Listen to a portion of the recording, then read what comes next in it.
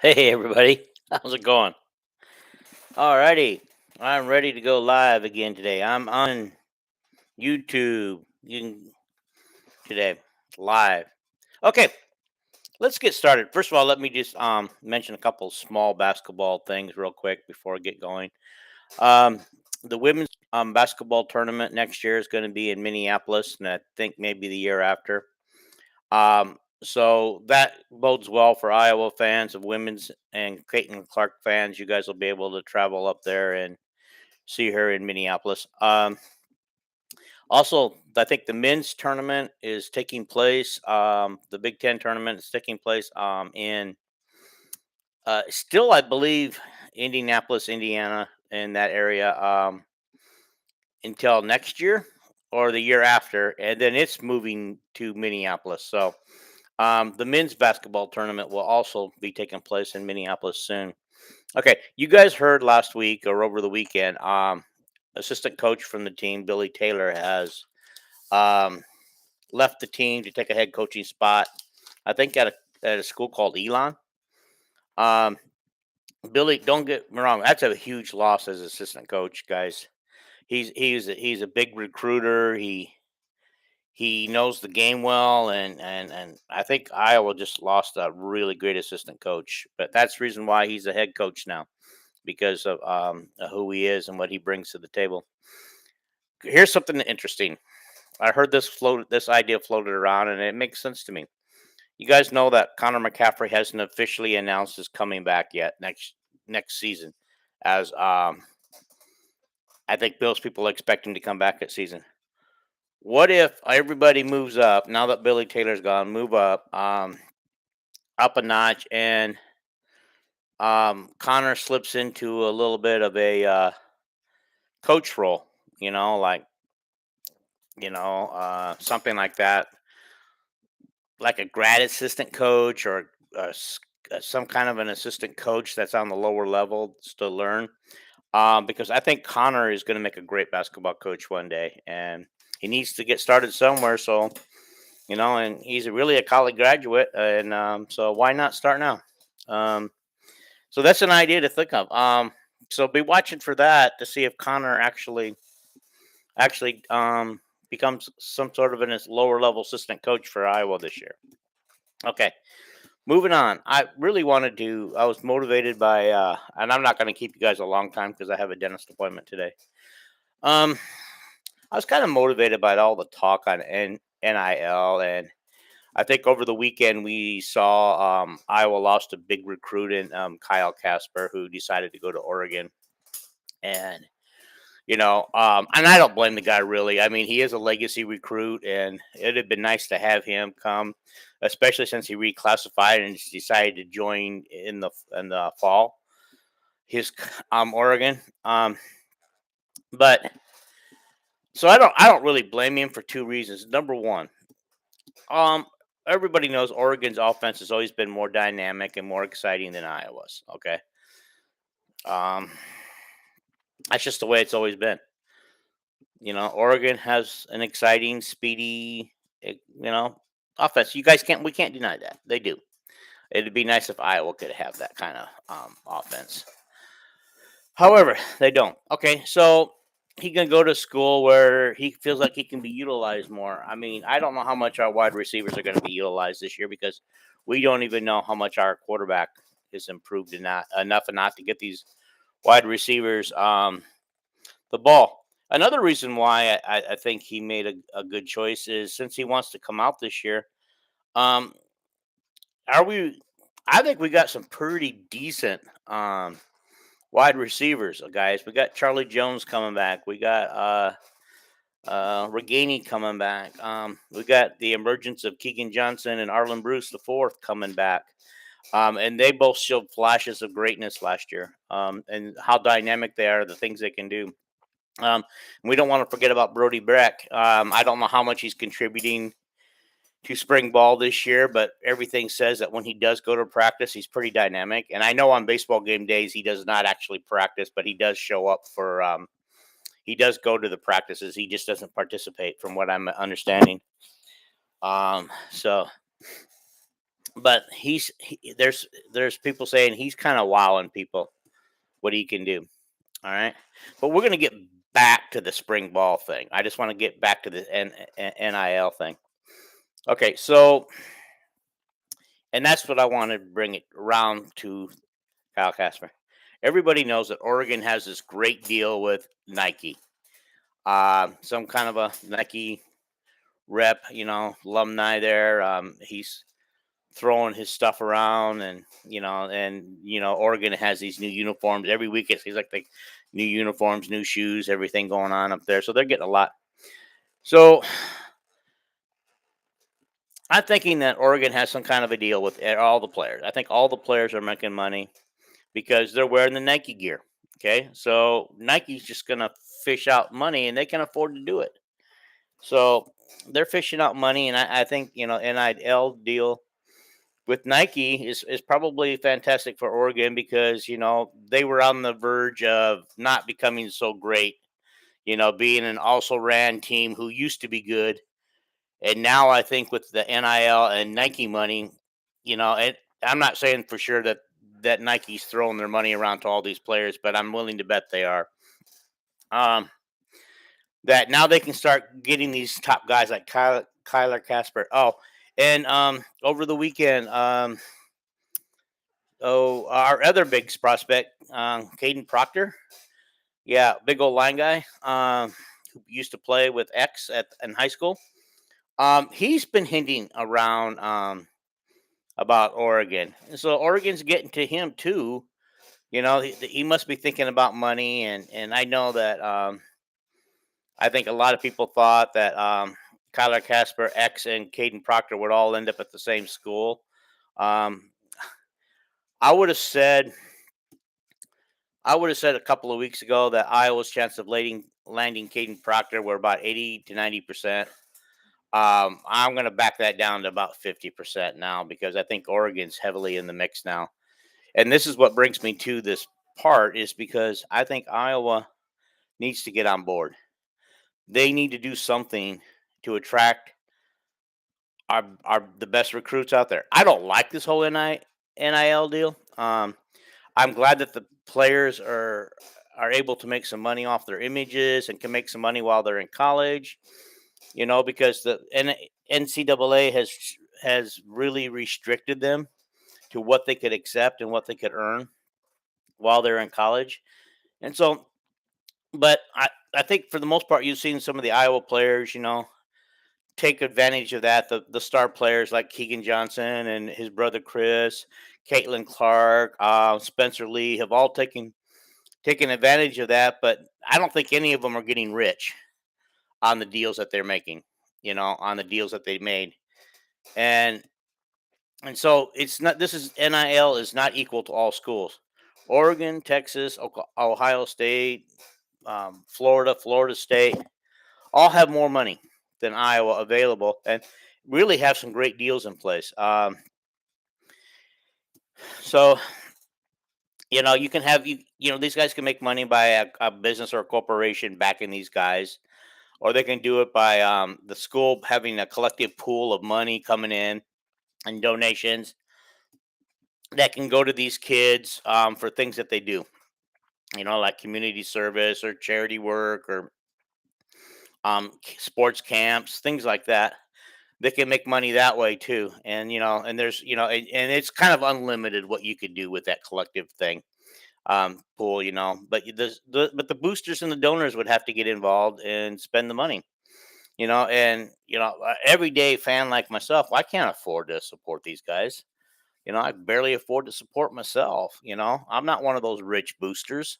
You know, um, so I think Iowa's at an unfair advantage, and so this is where the NCAA lost control when they refused to make a decision about what to do with the NIL and what to do about the transfer portal, and not make some rules that make equality across the board for all college football. The same, everybody playing by the same rules. They lost control. This is a game where the rich are now going to get richer. Unfortunately, they are. Think about that. Because if you're a 5-star recruit, And you got Iowa recruiting you, and you got Ohio State recruiting you, you got Oregon recruiting you, Texas recruiting you, Notre Dame recruiting you, all those other schools who have big big NIL deals in place right now. Illinois, I understand, even has NIL deals in place right now, which is probably why we've lost some recruits the last couple of years to Illinois. All right, and watch that program in the future. I mean, they got unlimited resources and big boosters backing those people now. Illinois is going to make a comeback and make some noise in the Big Ten West. You watch. It might not yet be this year because I think Brett Belima has to get all of his players in place and get them all in line. But once he does, watch, that team's going to make some noise. It's going to, and challenge too. I mean, the Big Ten West is going to get to the point where it's already competitive with Iowa, Minnesota, Northwestern, and Wisconsin competing every year. Now you're going to throw in Illinois, and I'd almost be willing to bet that Nebraska boosters have thrown in some big money for their NIL deals. And you notice that they've been heavily involved in the transfer portal this year, trying to fill their needs. And so I would be willing to bet that there's some money, NIL money, going to these guys too. So think about that. And Nebraska might become a player again in the West. I mean, um, basically, they have this year to become a player and make some noise, or Scott Frost will be looking for a new job at the end of the year. So this is where I feel Iowa's at a huge disadvantage because right now they don't really have anything in place. Iowa says they're working on it. Well, you ain't working fast enough, Iowa. I mean, I don't like the whole thing, but it's here. It's not going away, and they're not going to be able to streamline this thing now that they let it out of control. So Iowa needs to get on the board and do something to entice these players to want to come to Iowa. And number one, they've got to find some money. They've got to find some NIL money for everybody on the team and not just the stars. Because and it has to be more than just local pizza. Doing something for the local pizza person or the local car dealership and stuff like that. Because that's what NIL was supposed to have been in the first place, and it didn't turn out that way. Corporations and boosters took advantage of the lax rules. And like I said, the richer are going to get richer. And so, Iowa, I don't like it, and you don't like it, but it's time to get on board. And it's also time to use that transfer portal because more and more players are jumping the gun because, like after the spring, we're going to see, people that are number 3, number 4 in the depth chart looking for more playing time and more money go into the transfer portal. And so, what's Iowa going to do? They're going to try to have to fill some needs because they're going to probably lose some people after the spring game this week or spring open practice. They're probably going to lose a few players. All right. And they're going to have to fill the need. Okay. They go to the transfer portal. Well, how much money are you going to give me to come? We can't give you the money, but maybe if you play hard enough and work hard enough, you can get some kind of a local deal with a local Pizza Hut and they can pay you $100 or something. No, they're going to go to where the money is at now. Not only are these people looking for playing time, but now they're looking for money. And which is why I believe that Iowa's at a huge disadvantage in the portal, in the basketball program, chasing this guy from what school? Utah Valley Center, that everybody's hot on the trail. There's some big name programs after him, big name programs that have money behind them. Kentucky being one of them. Okay.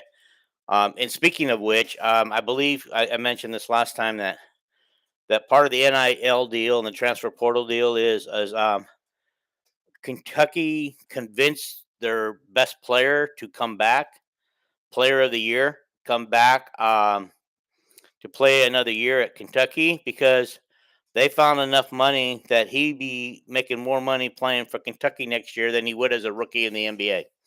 And he's not even guaranteed playing time depending on where he gets drafted. Okay. So that's huge, guys, that Kentucky could find the money to entice their star player to come back. Wouldn't it have been nice if we could have found some money for Keegan Johnson to come back? I mean, Keegan Murray, Keegan Johnson, the football player, that we could have found some money to bring Keegan Murray back another season. and entice him and say, hey, you're going to make some millions in the NBA next year, but hey, we can probably give you a little more, or at least match it and keep you here for another year, and you know, doing that. So think about that. This is where Iowa's losing out on the NIL and the transfer portal, because I just believe from here on out Iowa's in a dogfight until they get a deal in place that matches the big boys, and they need to match the big boys if they want to be a player. Or we're going to be in the cellar. We're going to be in the cellar of the Big Ten West, Big Ten overall, in all sports if we don't do that pretty soon. You've seen some of that where Iowa has lost out on women's basketball. Some very top recruits, some from the transfer portal, some from high school, who are committing elsewhere right now, and we're losing some to Iowa State. I wonder if Iowa State has a huge deal in place. I don't know if they do or not, but a lot of people were thinking, well, we're losing the women's players because our team is intact for another year. We got the whole starting five back again next year, so people don't want to have to deal with that. And then we got Caitlin Clark, who we have to deal with. She's got 2 more years of eligibility. Well, actually 3 if you count COVID. 3 more years of eligibility left if she chooses to take it. Um, and so maybe some of the point guards out there don't want to deal with that. So that's what's being thrown around. But think about it, guys. It's also about the money. Also about the money. I think the one sport so far that doesn't seem to be hurting by this NIL and everything and the recruiting is the wrestling team. The men's wrestling team seems to be still bringing in some top notch guys and has some top notch guys on the roster. And they've got guys. They've got guys who went into the transfer portal and they come out as Iowa Hawkeyes. Even though we did lose a potential starter for next year to the transfer portal, but I think he left because the person they brought in was probably more apt to start than he was. Um, so I think the wrestling team is coming out of this unscathed so far. Um, Iowa football recruiting is off to a great start. We've got 3 people for 2024, and they're ranked number 4, but nobody has more than 3 players. And if you look at the standings and the point differential, between Iowa number 4 and the number 1 team, which I thought was Texas Tech on there, there's quite a huge point differential. You know, and speaking of Texas Tech, they seem to be taking a big advantage of money right now, influx of money, because they're off to a heck of a start for their football recruiting, and they're just going to get better and better too. So that's just crazy, guys. Okay, I only got about 10 more minutes, then I got to get out of here, so you don't have to put up with me much longer.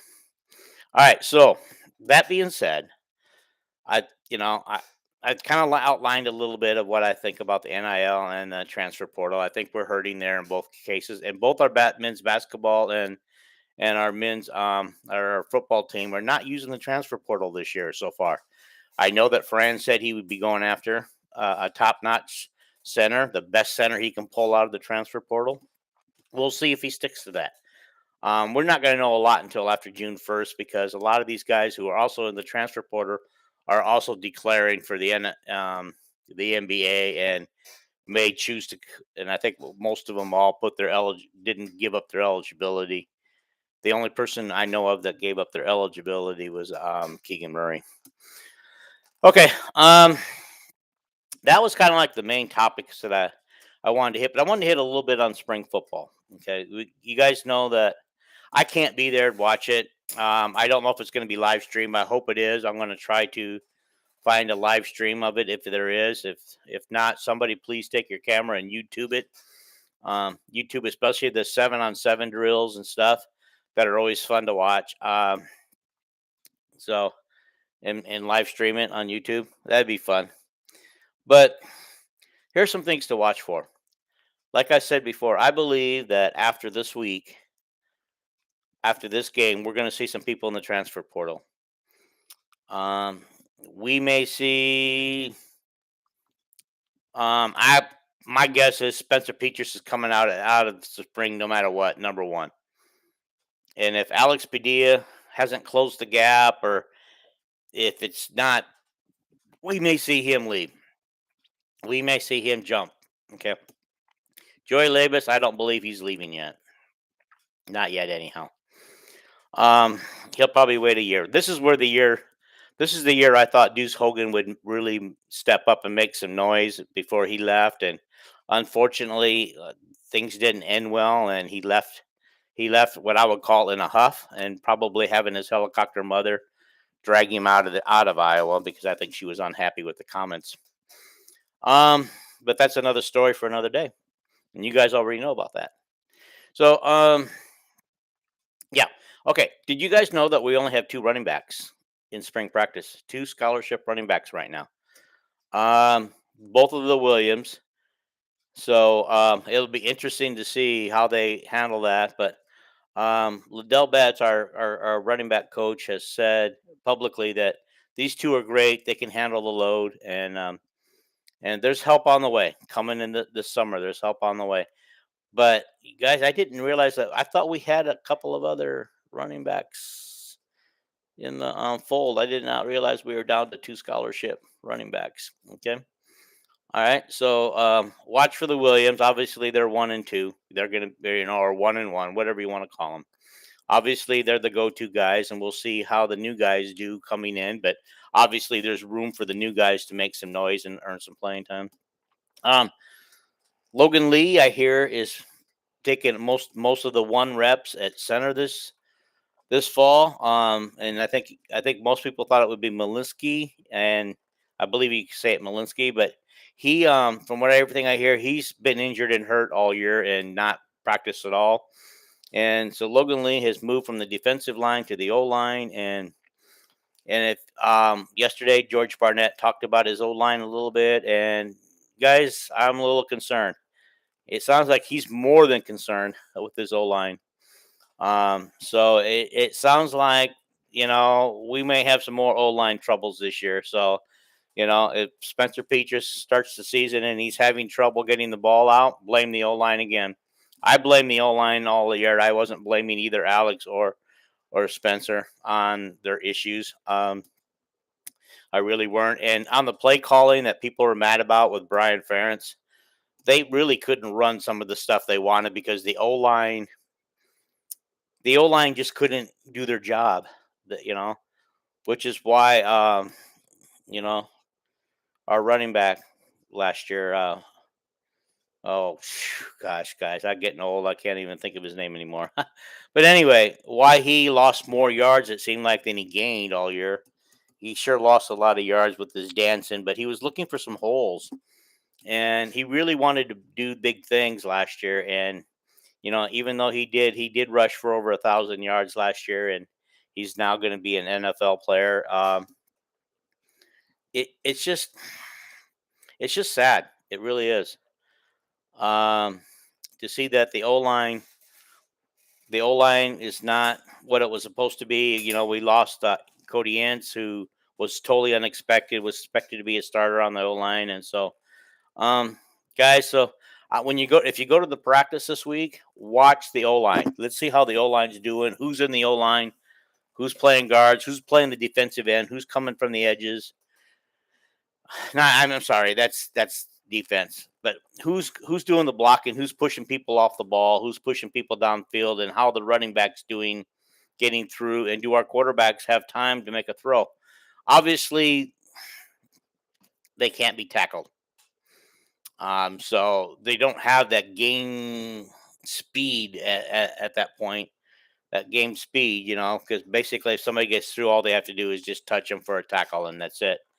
So, but it'll be interesting to see how our three quarterbacks do. Watch that. How our running backs, are they able to get through the line? Are they able to push through the line? Um, and are the O line going to be able to, is our new center going to be able to get the ball snapped, you know, positively? Can they push people downfield so that our running backs can find some holes and get through it? So those are things to watch. Those are things I would really like to watch. Is the quarterback, see if we got any improvement going on, the O line to see if we're really as bad as George Barnett. He didn't come out and use the word bad, but he's got some areas of concerns, and he admitted it. And so That's kind of like, oh my God, these guys are another year older. They should be better, and they should be. You know, even though we don't have all of our starters back from last year, we do have some guys who played considerable amount of time and starters last year back. So they should be better. I was hoping that this winter and now going into the summer that they get at the feed table, start eating more, lifting more, become stronger, become bigger, gain some weight so they can push people off the line. I mean, that's how Wisconsin lives, guys. They live by their big old line, pushing people off the line and opening holes for their running backs. That's how they live. And if you guys noticed that, Illinois started doing that this year. Did you guys see the way Illinois would push people off the line and how their running backs got through? Granted, Illinois, they have a ways to go to get to where to a Wisconsin level, but they're getting there, guys. They showed this year they're getting there, and they're getting there quicker than I thought. Okay, I thought it would take a couple of years to build that old line, that beefy old line, and man, I don't know what Brett did when he came in, but he put him at the feed table and got him on the weights right away because you could tell a huge difference in watching their games last year. And that's going to be the key. That's going to be the key. I'm not as worried about defense, guys. It'll be nice to see who's out there, who's doing the corners, who's doing the safeties, who's doing the cash, you know, all that. But so I'm not as worried because I think the defense will be there. But we can't depend on the defense next year to do all the work like we did last year, and special teams to do all the work. We really can't. So think about that. We need the offense to come through, and I think we all agree on that. The offense needs to come through. It really does. So that's things to look at. I think the biggest thing is let's watch the offense in spring ball. You guys come on here, come on the Iowa Hawkeye sports page. Tell us what you saw on Saturday, what you see on Saturday. Go live if you want to. I mean, you can go live. Just point your cell phone live on Facebook on that page and say, "Hey, I'm at Kinnick Stadium. This is what I saw so far." And then maybe show us a couple clip or two. But I'm looking forward to it. It's going to be early enough for me. It's going to be taking place at 7:45 a.m. California time for me, which is fantastic. So I'll be able to hopefully, if I can watch some live clips, get some feedback, I can go live and we can discuss it. All right, we can discuss it early in the day and get. So anyhow, I think I'm going to get out of here. I kind of just wanted to really hit on that transfer portal NIL deal and how I think Iowa's hurting, and if we're going to, and like I said, they need to get in the game, or they're going to be cellar dwellers within a couple of years. It won't take long, guys, and so it won't take long at all if we can't get our usual guys. So anyway, I want to get out of here. 28 minutes is one of my shorter videos.